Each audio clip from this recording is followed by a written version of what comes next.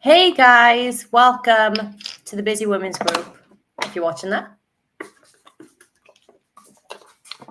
I'm going to be just chugging down on my water. As you guys are in here, let me know if you are watching and paying attention. Drop your name in the chat. And also, put I'm here. If you're watching the replay, put #replay. Okay, so today we're keeping with the theme of Wednesday. We're talking about workouts. Okay, it's been like a regular theme the last like 6 weeks or something. So today, why change it, eh? So exercise is one of the key things that people always ask us about, obviously. And although exercise is not the be-all and end-all of weight loss and toning up, maybe, it definitely is a huge contributing factor. So today I finished up and recorded a training for the hormone group, and it was all about how training or exercise affects your hormones. So really interesting stuff. Guys in the hormone group, if you're watching this, you're going to freaking love it, okay? Okay, guys, I can see you guys watching. Drop a I'm here in the comments so I can say hello. Looks like I'm by myself today. Cam is on route, on his way.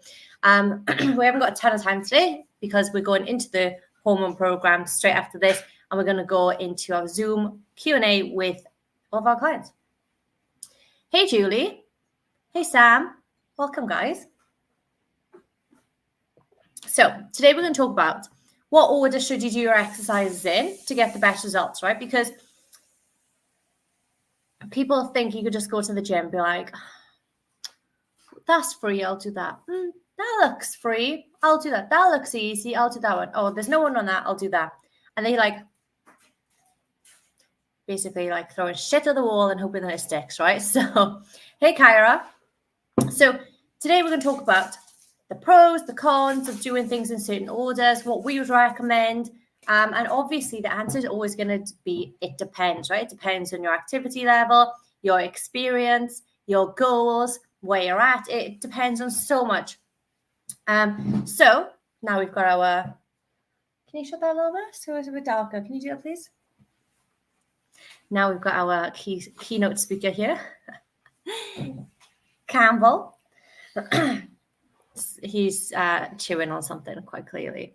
Okay, so what people tend to do when they go to the gym is either they do the same thing for freaking ever and never like change weights or swap out exercises, or they do this something different every single time that they go. But like I said earlier, if you go to the gym and just guessing, like making up a random program, if you've got like a random program off the internet or whatever, probably not the best for you. Do you reckon? No. Can you grab the thing, please? Remote. So the way that we recommend things being done, right? Typically, put a 1 in the comments, guys. If you go to the gym and do like 10 minutes on the cross trainer, 10 minutes on the treadmill, 10 minutes on the rower, what else? 10 minutes on something else to warm up. Who does like 10 minutes at the gym on cardio? We've had a lot of people tell us this recently. Have you? Yeah, a bit of this, a bit of that, and then they go. Yeah, or then they'll do some bicep curls or some glutes. They go and do the hip thrusts, and then they'll leave, right? I think more and more people are doing like squats and stuff, but it's not as common, right? So people go to the gym, they do their cardio, and then they leave because they think that's how they're going to lose weight. And then once they've lost weight, then they'll tone up. This is what people think happens. Is not what happens, okay? So the way that we would recommend going to the gym is you go in, you do some mobility to warm up. This is not Cam's like distracting me, right? Throwing the case around. We'll wait. Doing mobility is not stretching, it's not doing cardio, it's not doing anything like that. Mobility is actively moving a muscle or muscle group in a way and through a full range of motion to prepare for an exercise. So what could this look like? If you're doing legs first, maybe you've got like squats or something like that, hip thrusts, then you're going to be doing leg swings, okay? Leg swings to get the blood pumping. And then you're going to be doing things like 90-90s to open up the hips, so any hip openers. Maybe you're going to be doing some combat stretches to help with that ankle mobility so you can get into the squat deeper so you can grow that tushy. If you're doing upper body, maybe you're doing banded stuff. Like I love doing banded stuff to, just loosen up, but sort of activate as well, okay? This is way better and it's going to prepare you much better than doing cardio to warm up, okay? So you go into the gym, you do like 10 minutes mobility. It don't need to be ages. You do not need to warm up for 30 minutes, guys, okay? If it's cold, if it's freezing outside, I will do a little bit of cardio to warm up, okay? That's generally what happens if it's freezing. And this is very, very rare. This is like twice each winter, something like that. But generally, I'll go ahead and do mobility. Hey, Holly, thank you for joining us. Okay, now, what exercises should you be doing first? We've already discovered the cardio is not best first. We should be doing, generally, compound movements. So does anybody feel brave enough to write what they think a compound movement is, a compound exercise? Because we have gone over this, haven't we? In one of our lives. In one of the Wednesdays. Yeah. So I wonder if anyone's brave enough. Holly or Kyra or Sam or Julie. They should all know this by now.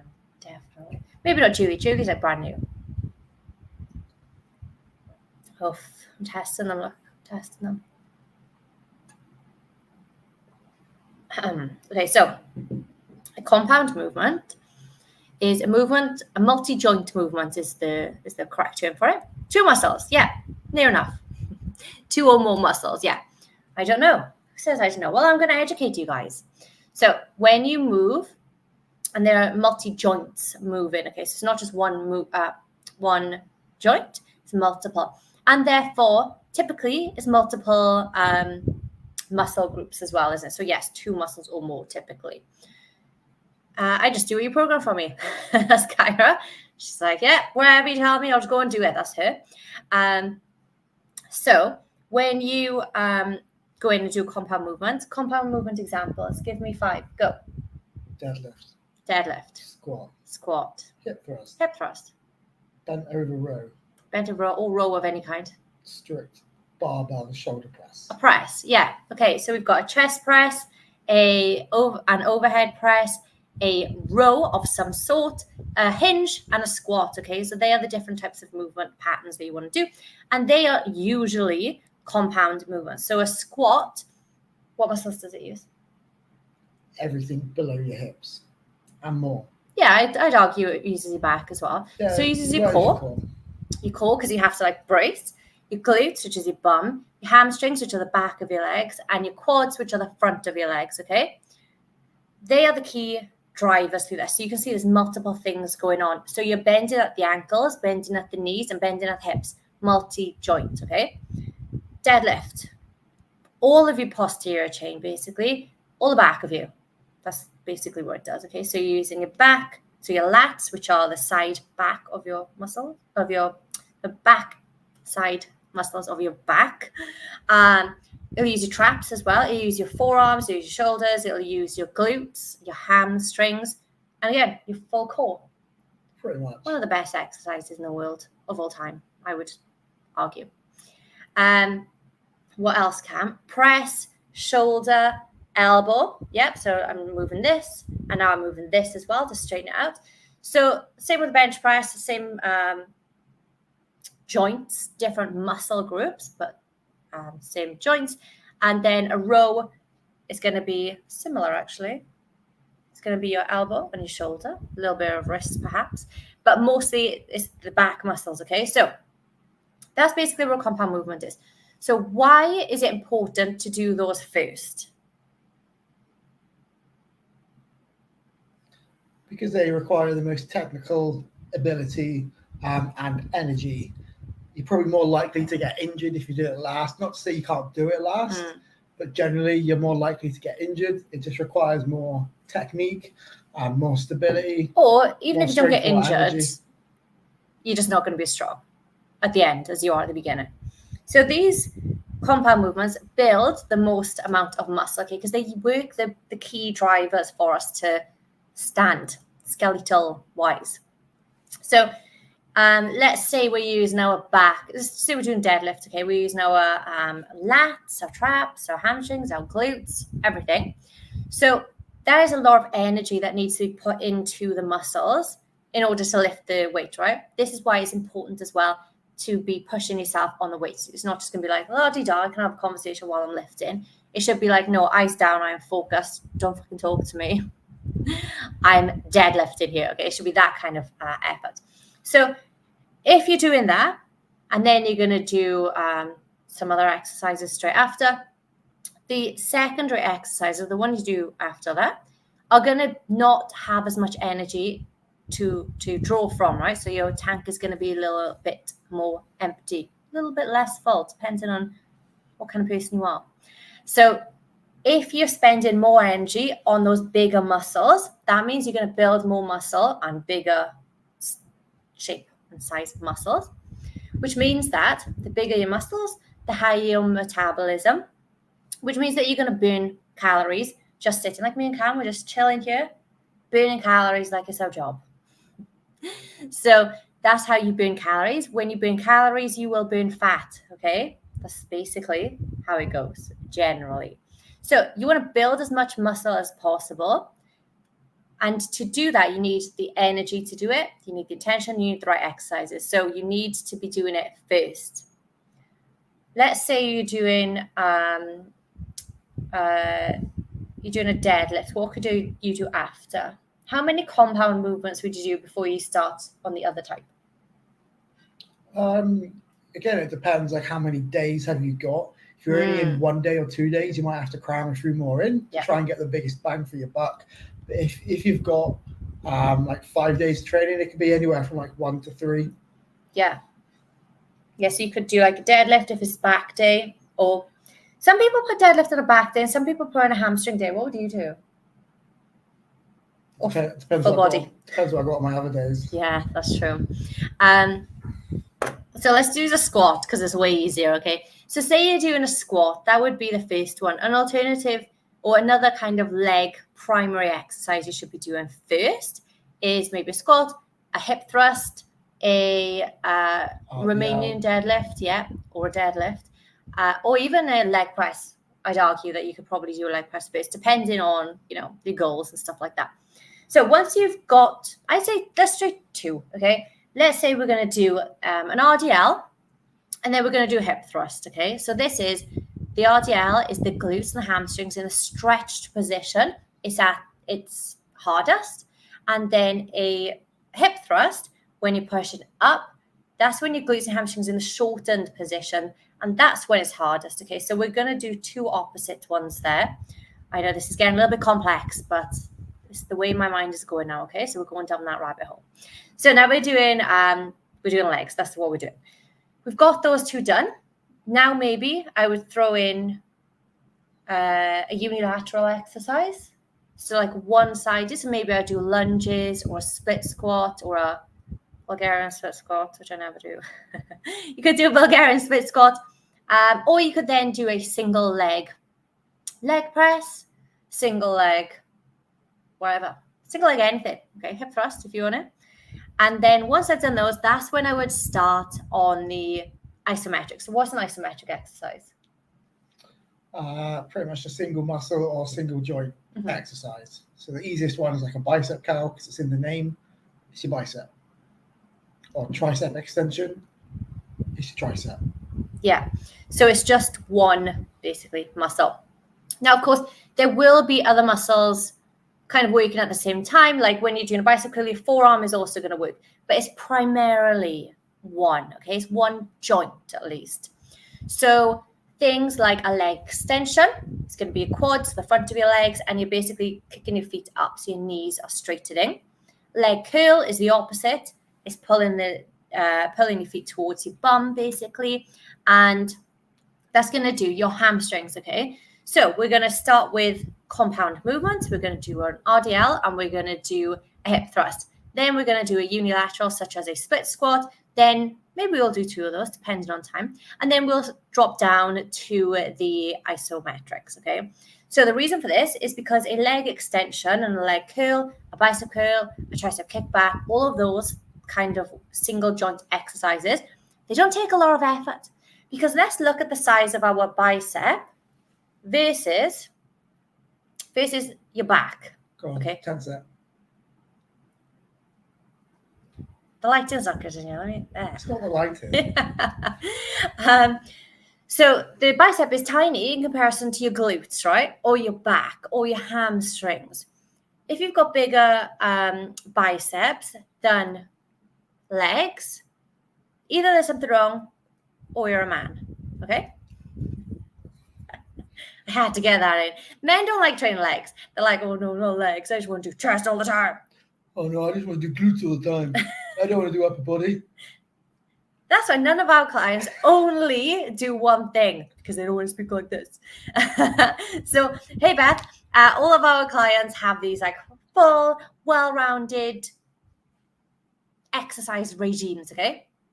But is there a call for doing isometrics first? Now, I would say yes, there is. Okay. So, of course, we want to build the most amount of muscle, right? That's why we're supposed to do compounds first. But what if you say, oh, Faye, whenever I do a glute kick back, no, whenever I do a glute hip thrust, I just can't feel my glutes. I just can't feel my butt. All I feel is in my quads. Like my quads are turning on. This is me. I'm quad dominant. My quads are switching on. My glutes just can't feel it. It's like my hamstrings aren't even there. So this is when I would recommend swapping the order of things and starting with the specific things to warm them up. So remember I said about doing mobility first. Then I would go into like firing exercises. So your glutes don't not fire. They do fire. It's just that your body's like not prioritizing them when it comes to it. You're not getting that mind and muscle connection, which is really important if you want to build a cool body, hot body. So things like if it's leg day, you're like, I can't feel my legs, glutes or my hamstrings. Maybe I would don't tell anybody this. Sometimes I do a dog pee. I know, I've just lost all of your respect. Sometimes I do dog pees, or fire hydrants, you guys might call them as well, when you're on all fours and you're like, literally like a dog peeing on a fire hydrant. So there's that. Maybe I would do the adductor and abductor machine, just the like good girl, bad girl machine, like open legs, close them, open legs, close them. And maybe I would do those first. Or maybe I'd even do a glute kickback on the cable. Look, people are very upset with me in the comments. Maybe I do a glute kickback, right? So when the point of this is not to build muscle. This is not going to build my glutes, okay, guys? It's not going to happen. But it's going to make my body respond in the way I want it to in my next exercise, which is my remaining dead or my hip thrust. And now I'm like, okay, now I can feel my muscle working now, and it's like primed and ready to go. It's like front and center. Now, when I do it, I'm more likely and hopefully able to feel my glutes in those movements. Okay, does that make sense? Sometimes if I'm doing lat pull down, I can't feel it, then I will do a straight arm lat push down first to try and activate it. Maybe I would do like a Vulcan strap pull down. So there's lots of different things that can be done. So there's that. And the other reason would be, do you know, why would you do isometric first? Surprise me. Because if you want to build a certain muscle, so if you want to build massive biceps, you always do biceps. Even on leg days, doing bicep first. So I used to. I just go through phases. Yeah. Just but, like everyone what else. was the point of doing them first? See, to add in extra volume and to get quicker muscle growth in a muscle group that you want, it's like a priority. Yeah. So for me, I'd never really done biceps the early on years that I had trained. So now that they're lagging behind other parts, I want to pick them up the quickest. Yeah. So if you're always training them, generally, because there's isolation last, you're technically never training that muscle group to 100% of its capacity. So it can't grow as quick technically. Yeah, so you do bicep curl maybe last, but then you've already done the overhead press. You've already done the chest press. You've already done I don't know, like wherever else kind of things. And then you get to the bicep curl. So your energy level is down, down, down. So the effort you can put in isn't quite there.